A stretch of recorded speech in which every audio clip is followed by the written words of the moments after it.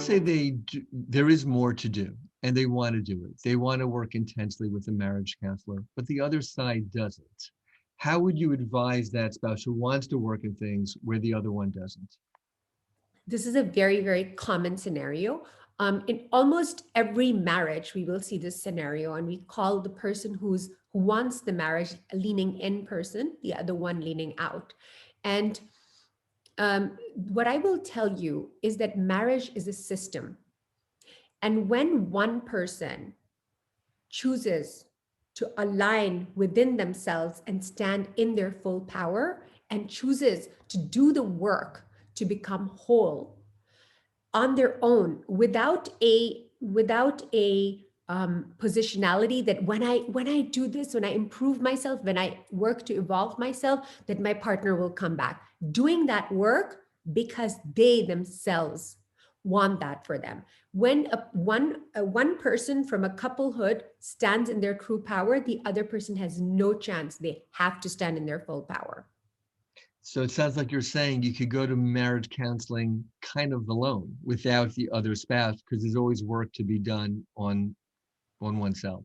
Yes, the secret of marriage counseling, which I guess I'm telling right now, is that people probably are not going to be very attracted to marriage counseling if I say this, which is that the secret is that we are working side by side in tandem with two individuals on their own. Marriage counseling really is about helping each person come up to their whole full potential, become whole individuals rather than dependent individuals. So one person, two people, it doesn't matter.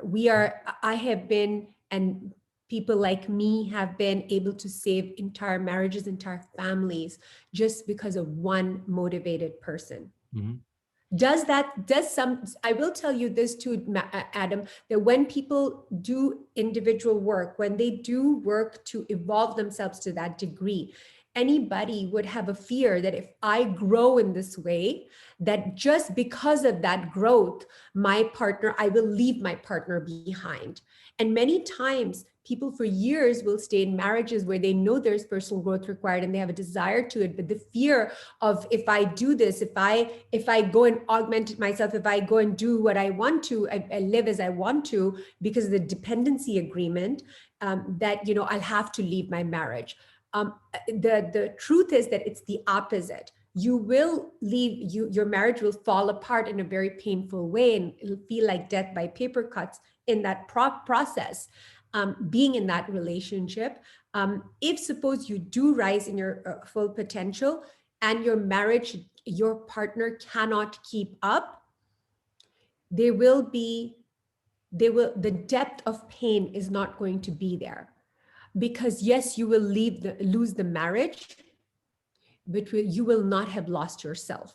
Mhm. Generally speaking, when a marriage breaks, you are losing two things. You're losing, yes, the marriage and the dream and your plans and everything that you had for it, but but if you have not worked during the marriage to evolve yourself, and you have broken yourself, fractured yourself in a million different places, and become from a full person to a smaller and smaller and smaller person to maintain the marriage, then you also are grieving the loss of you. And you're doing that grieving while you don't have you to stabilize yourself, Mhm. and to cry on your shoulders, so to speak. So it's a very deep scar. So switching roles now, and now if you're talking to the person who just received the word from his or her spouse that the other wants to get divorced, and you're talking to the person who does not want to get divorced, how would you recommend to that person to try to save the marriage in light of the, um, what they were told? Yeah. So this really depends on the situation, but I can speak generally. Sure, of course. So the thing would be that one of my biggest problems with people who are trying to save a marriage in which one partner is leaving is that they start to chase the person. And so I'm going to use my hands as puppets and explain to you the pursuer distancer dynamic. And so what starts to happen is that the person who wants to save the marriage is pursuing the one that is distancing. And the reason, and the thing is that a lot of people think that it's love. I'm doing this out of love, and it's not. It is an anxiety. And so it's like, I'm feeling so anxious that you are moving away from me, that we have this distance between us, that I'm chasing you. And then this person says, well, I'm freaking out because you're chasing me, and I need to run away because you're chasing me. And so and it goes on, but now there's distance and I'm freaking out again and I'm going to chase you. And do you see how that's not ending? That's not going to end. Generally speaking, it is not very possible for the person who's running away to stop. The way to break the cycle is going to be the one who's chasing, that person should stop. My biggest problem when I'm working with couples in this situation is that my request is for the person who's chasing to stay calm and stay put and work on themselves like this, in this neutrality position. But the only time they're going to stop chasing is, it's like, like, oh, forget you, I don't even care about you. They will turn the other way. And that is also coming from anxiety. These are both anxious stances, two extremes of the same thing. And it's like, don't even let the door hit you on the back, go for it, I don't even care about you. That's how they'll turn. If you are turning this way, this is coming from ego, and ego changes its mind. That's why we don't make a decision about your divorce and your marriage from the ego, because it changes mind and you feel like you're on a roller coaster. As soon as this person is likely going to turn and is likely going to come and be like, hey, it's going to take a while for them to come because they're scared of you.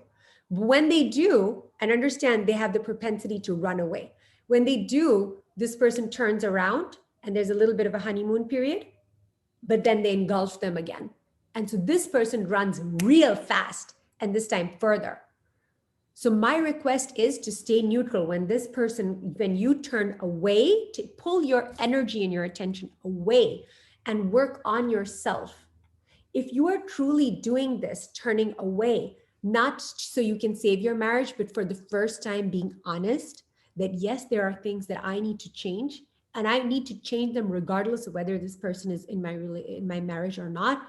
And there is no positionality, that you're not using your change as a manipulation, as a control tactic, that if I change, then you'll come back. If there isn't that, and you're doing it for real, when this person comes back, you stand in your power, this is when the marriage gets saved. This person is still codependent and you've stood in your power. This person has no chance. And now they realize it's safe to be around you.